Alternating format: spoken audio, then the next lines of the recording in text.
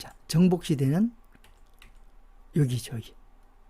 중, 남, 북입니다. 정복. 그러니까 정복시대는 정복과 분배 두 가지 작은 틀이죠. 정복시대는 중간 틀이고, 정복은 작은 틀이죠. 작은 틀. 분배도 작은 틀이고, 작은 틀이죠. 작은 틀 속에 뭐가 있냐면 이제 주제들이 있죠. 주제들. 그 주제들 밑에 이제 스토리가 있겠죠. 스토리는 두 개로, 간단한 스토리, 그다음에 상세한 스토리. 그렇게 우리가 그 내용을 걸 수 있는 틀을 먼저 머릿속에 정리를 해놔야 됩니다. 그리고 성경 스케치 공부의 가장 큰 특징 중에 하나죠.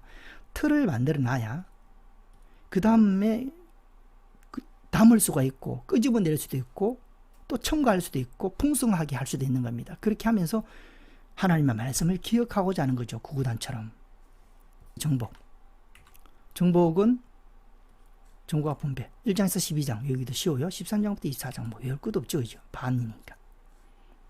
이렇게 정복시대는 정복과 분배라는 작은 틀을 통해서 스토리를 정리한다. 그래서 구약은 작은 틀을 통해서 그 안에 주제들을 넣어서 공부하게 되고, 신약은 중간 틀을 통해서 그 안에 바로 주제들을 엮어서 스토리를 공부하게 됩니다. 정복. 정복을 어떻게 우리가 공부하느냐? 정복. 지도를 통해서 공부합니다. 지도. 정복에는 여러 가지 주제가 있겠죠. 첫째는 시딤에서 일어난 일, 그것이 이제 하나의 주제입니다. 여호수아, 이제 모세가 죽고 여호수아가 후계자가 돼서 지도자가 되었을 때 하나님께서 여호수아에게 하신 말씀, 그거 하나 기억하고, 그게 뭐냐면 강하고 담대하라. 너는 자로나 우로나 치우치지 말고 율법만 지행하라. 하나님의 마음을 알 수가 있죠. 앞으로 여호수아는 여러 가지 사건을 만나고 예상치 못한 사건도 만나고 들어가서 기브온한테 속여서 동맹도 맺게 되고 또 전쟁도 일어나고 뭐 예상치 못한 많은 일이 일어날 거지 않습니까? 그걸 다 하신 하나님께서 여호수아한테 필요한 것이 뭐라고 생각했냐면, 뭐만 있으면 된다고 생각했냐면 율법만 지켜 행하면 된다라고 하나님은 말씀하시는 겁니다. 그럼 우리도 그대로 받으면 되죠.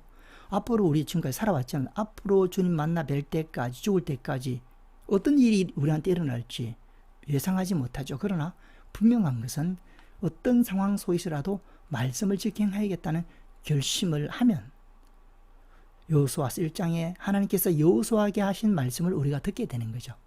우리에게 하신 말씀이 되는 거죠. 그리고 두 번째는 여기는 두 정탐꾼 사건이 있죠. 두 정탐꾼이 이제 정탐합니다. 여호수아가 보냈죠.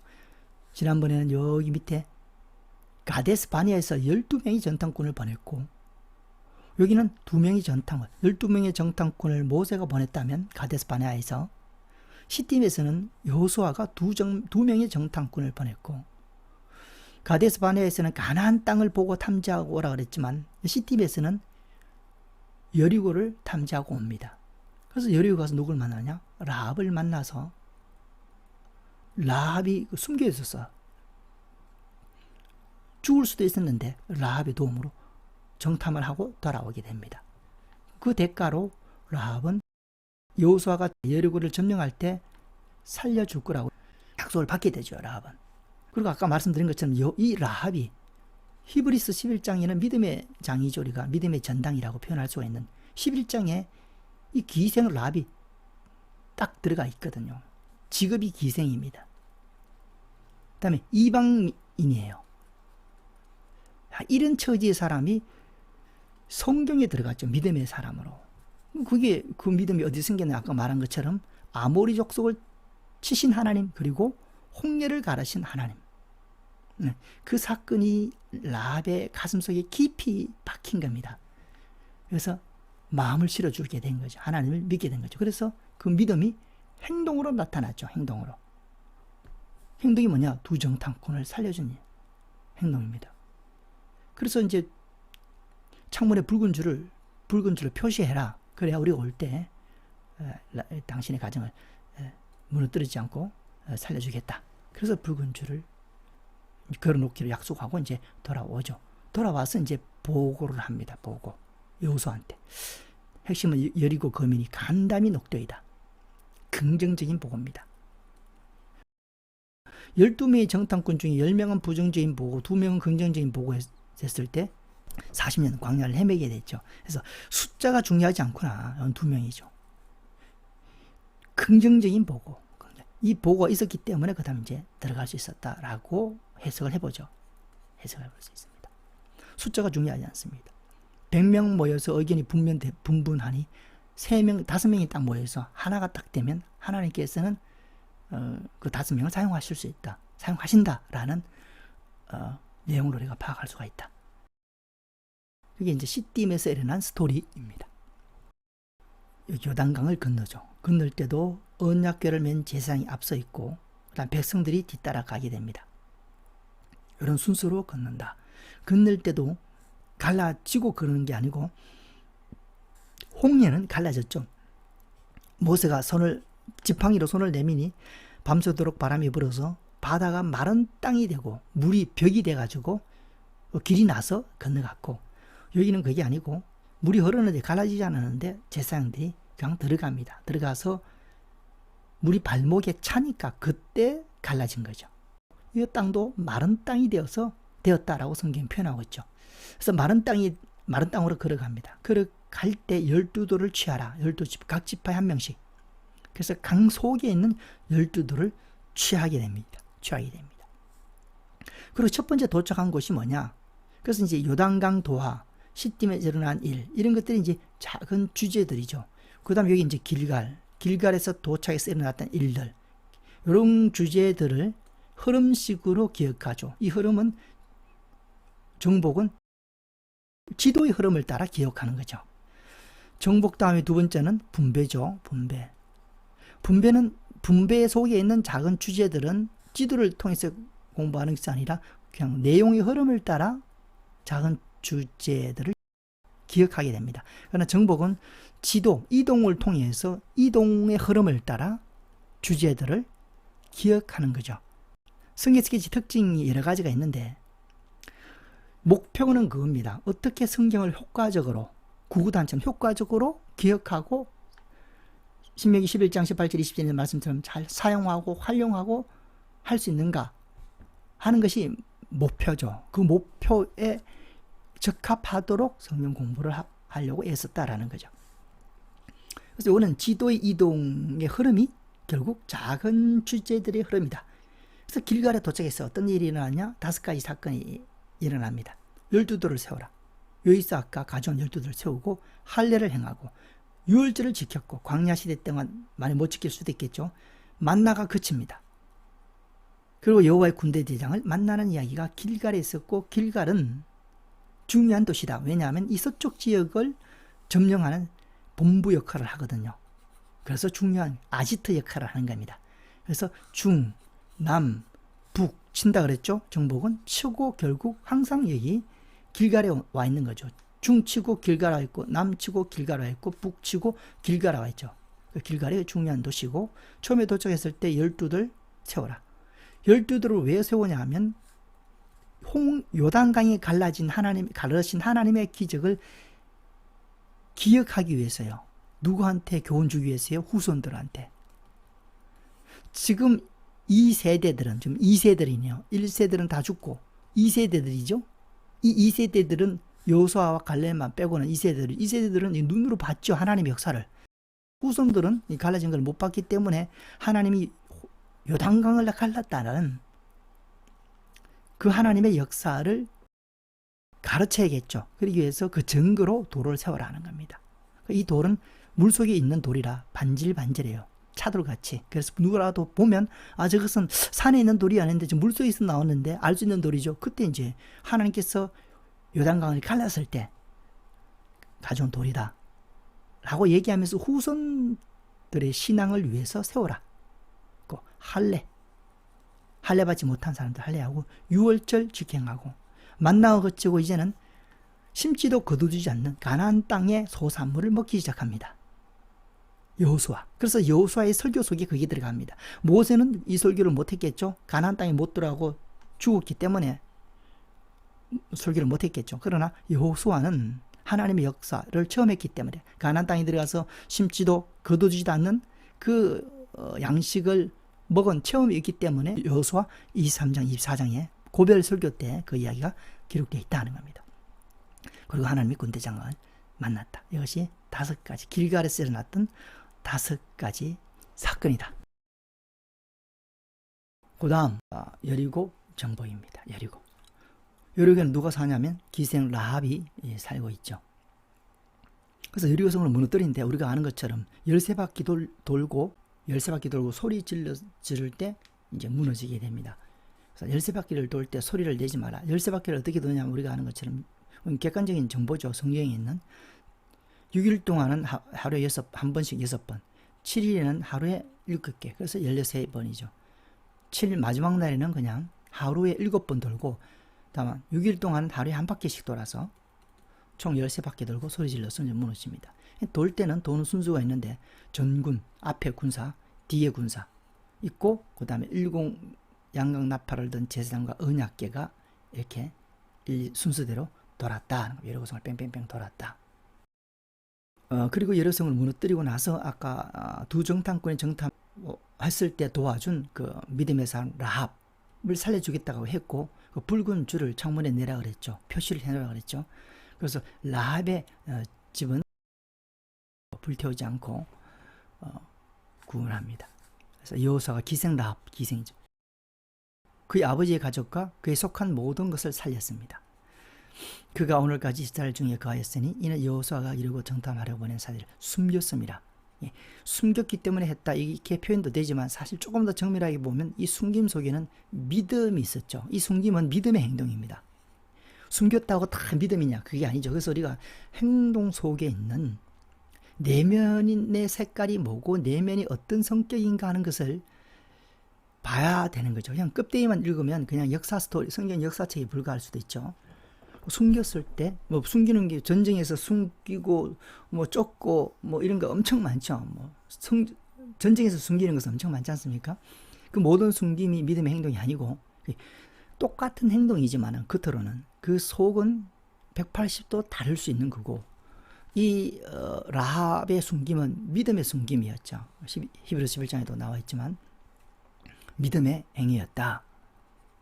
그 내면이 그러하기 때문이다. 근데 우리에게 교훈이 되죠. 우리도 오늘 하루 살아갈 때 똑같죠. 세상 사람들 삼시세끼 밥 먹고 또 비슷비슷하죠. 그러나 그 모든 사소한 삶 속에 믿음의 삶을 살 수 있다. 이렇게 볼 수가 있습니다. 그래서 라합을 살렸다. 그 여리고성을 무너뜨렸다. 지금 중을 치는 거죠. 정복은 중, 남, 북 이렇게 친다 그랬죠. 지금 중을 공부하고 있습니다. 중. 여기까지 왔고, 그 다음 아이성 정복인데 아이성을 쳐들어갑니다. 이때는 하나님께서 허락하지 않았는데 자기들이 쳐들어가다 하나님한테 물어보지도 않고 쳐들어가죠. 공격하다가 결국 패배하고 36명이 죽게 됩니다. 자, 이때 여호수아가 기도하죠. 우리가 많이 겪을 수 있는 내용입니다. 미리 기도하는 게 필요한데 또 패배하고 안 되고 실패했을 때 그때 여호수아가 기도합니다. 그나마 다행이죠. 실패하고 그렇게 해도 기도 안 하는 사람이 있겠죠. 여호수아는 당연히 기도했겠죠. 기도합니다. 그래서 하나님 응답을 받고, 왜 졌나 하면 이제 하나님 명령도 안 했죠. 왜냐하면 뭔가 있었기 때문에 하나님 명령 안 하셨죠. 그 뭔가 뭐냐면 아간이 죄를 졌습니다. 어디서 죄 졌나 하면 여리고성을 무너뜨렸을 때 거기에는 시나라 외투 한벌 언 200세겔 금한 덩어리를 훔쳤거든요. 여리고성을 무너뜨릴 때 하나님께서 명령하신 것은 여리고성에 있는 모든 은과 금은 내게로 돌릴지어다. 여호와의 것이다. 손대지 마라 했는데 아간이 훔쳐갔죠. 이런 어떤 죄악이 있었기 때문에 결국 여리고성에서 실패하게 됐고, 그래서 기도하니까 하나님께서 응답 말씀해 주셔서 아간을 찾아냅니다. 누가 범죄했는지를 찾죠.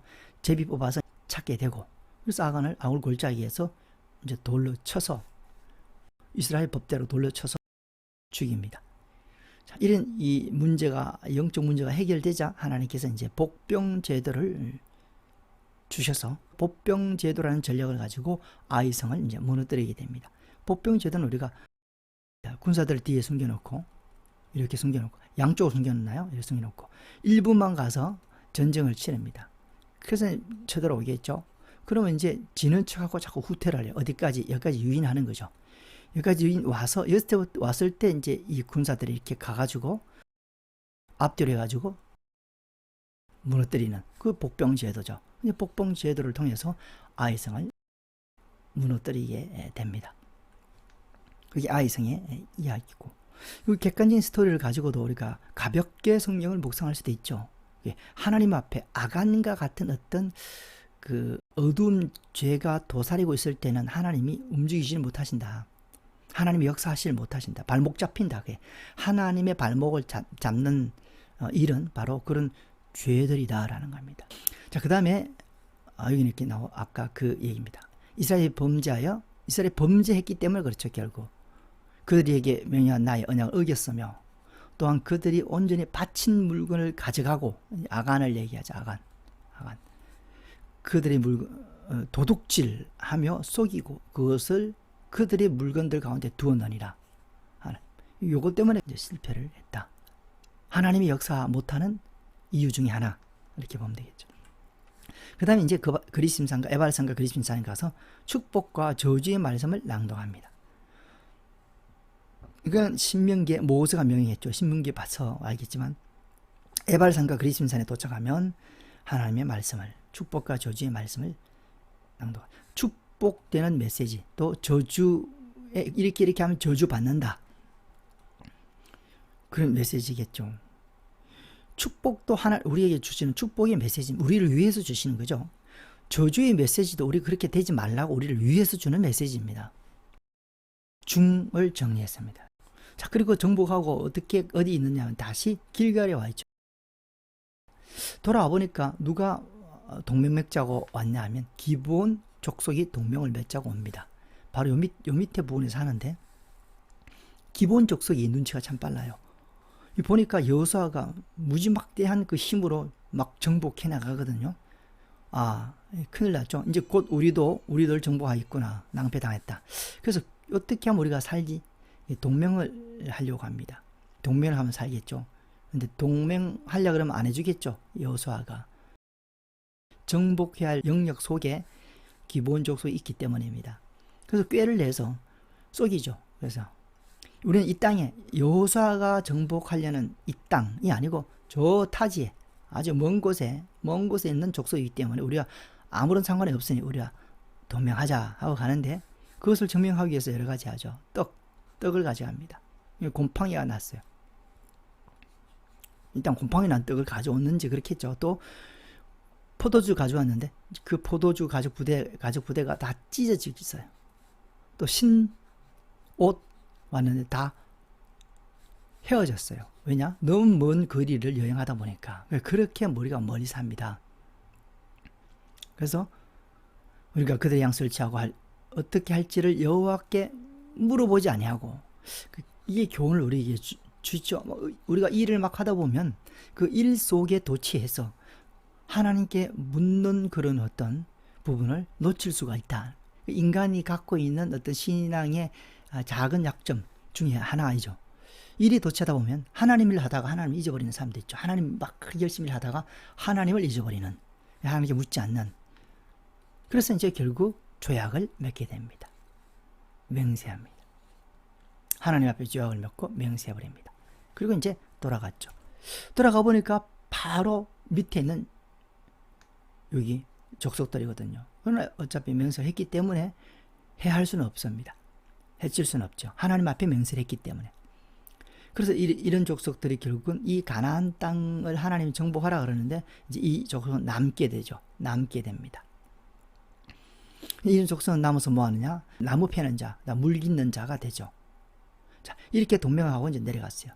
근데 이 동맹, 기브온이 길갈에 가서 여호수아와 동맹했다는 이야기를 누가 들었냐면 남부 아모리 연합군이 이걸 듣고, 이쪽 연합군이 듣고 쳐들어옵니다. 여호수아 편이 됐다. 여호수아가 편 먹었다는 얘기를 듣고 이제 쳐들어오는 거죠. 연합군이 쳐들어옵니다. 그러니까 기브온이 어떻게 하느냐? 여호수아에게 도움을 요청했죠. 왜냐하면 동맹을 맺었잖아요. 동맹을. 우리도 마찬가지죠. 뭐 북한이나 쳐들어오면 미국하고 동맹을 맺었기 때문에 미국이 또 이제 미국에 도움을 요청하겠죠. 동맹을 맺었기 때문에 도움을 요청했고, 그래서 여호수아가 동맹을 맺었기 때문에 기브온을 구출하기 위해서 이제 남쪽으로 가게 됩니다. 이게 이제 남부를 점령하게 된 계기가 된다. 계기. 남쪽을 정복하게 된 출발점이 된다.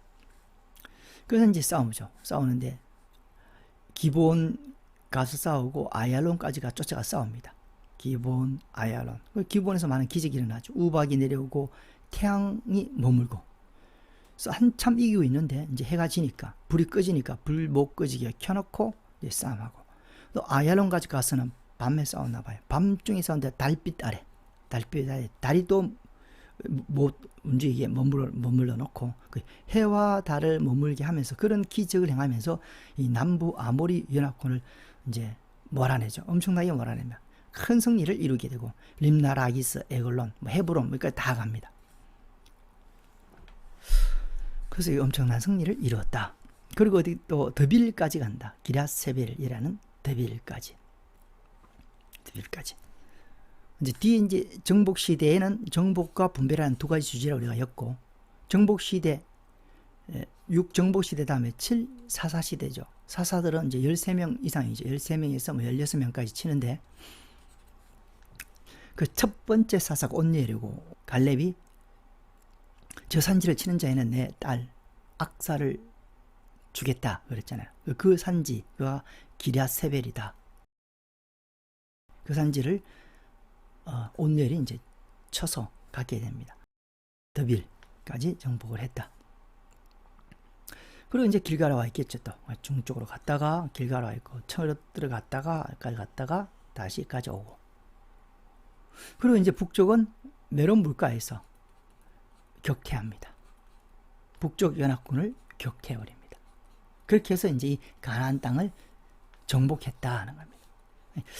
이 가나안 땅에 대한 약속은 아브라함에게 주신 약속이죠. 하나님 창세기 12장 나오죠. 창세기 12장은 우리 뭐 다 알겠죠. 이제는 창세기 12장이 하나님께서 불렀을 때 하나님이 땅을 주겠다 약속하신 그 땅입니다.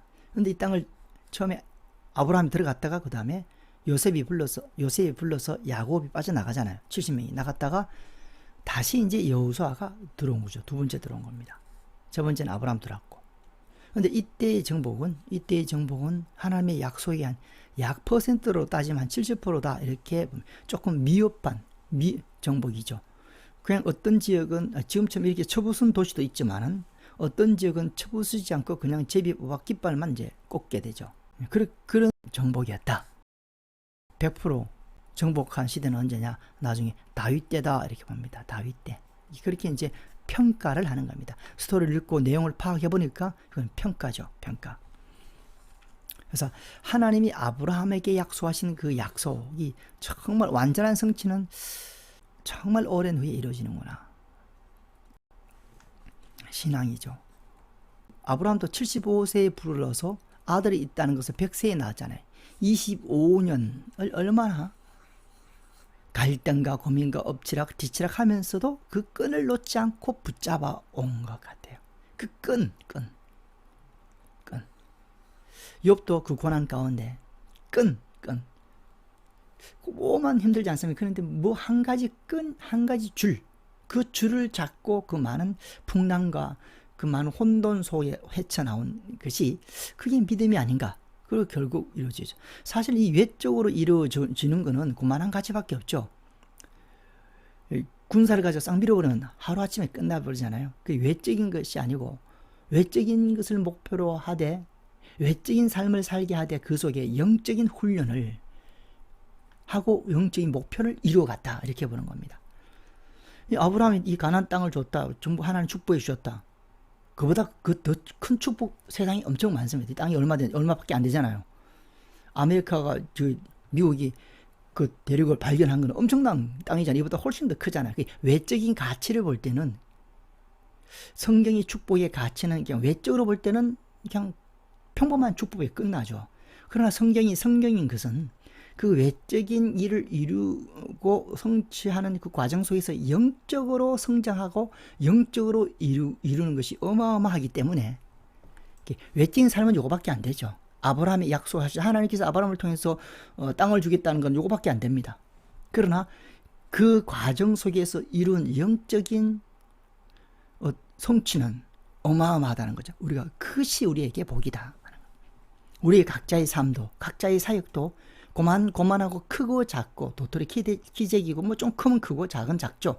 그러나 그런 외적인 삶 속에 하나님께서 영적인 아름다움을 엄청난 가치의 아름다움을 창출하는 분이 하나님이다 하고 이해를 하면 우리가 삶을 어떻게 살아야 되고 사역을 어떻게 해야 된다는 것이 딱 나오는 겁니다. 그렇게 우리가 이해를 해볼 수가 있다. 그래서 영적인 눈이 있어야 영적인 가치가 있죠. 하나님의 성령으로 난 사람은 바람이 임의로 불되 어디서 불어서 어디로 가는지 알지 못합니다. 세상 사람들은 근거와 행동의 근거가 원리가 어떤 면에서는 자기들하고 같지만 어떤 면에서는 이해가 안 돼. 외적인 어떤 합리적인 근거를 가지고 우리를 볼 때는 어떤 부분은 이해가 되지 어떤 부분은 이해가 안 되는 부분이 있죠. 왜냐? 그 부분은 우리가 영적인 기준으로 살아가기 때문입니다.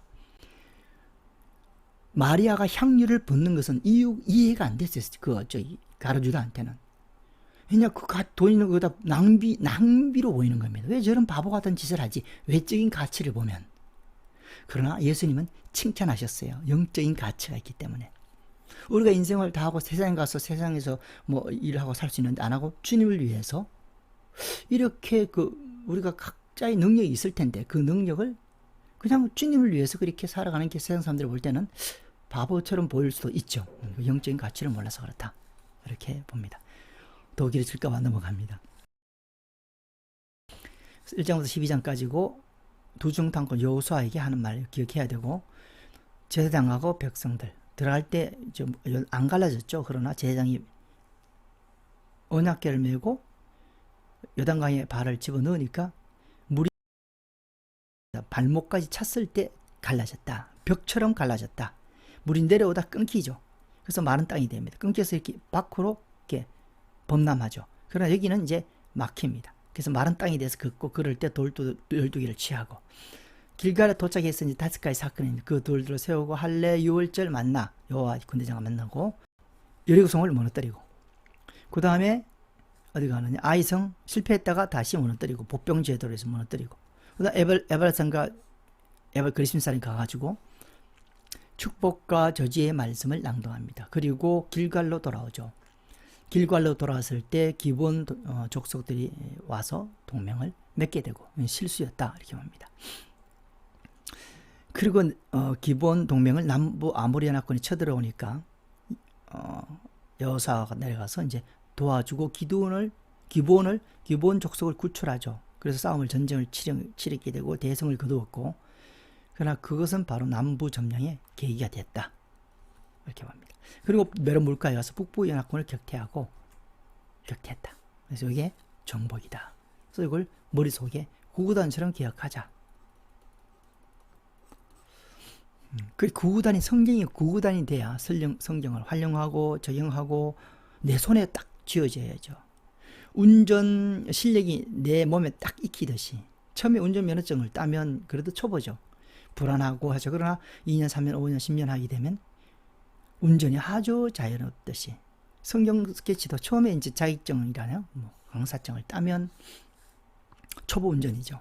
그러나 그것을 계속 운전하다 보면 이제는 아주 운전을 잘하게 되는 것처럼 하나님의 말씀을 그렇게 활용하면 10년이 걸리든 5년이 걸리든 10년이 걸리든 그렇게 활용하면 하나님의 명령대로 우리가 공부한 거다. 신명기 11장 18절 히브리스도 나왔죠. 히브리스 8장 10절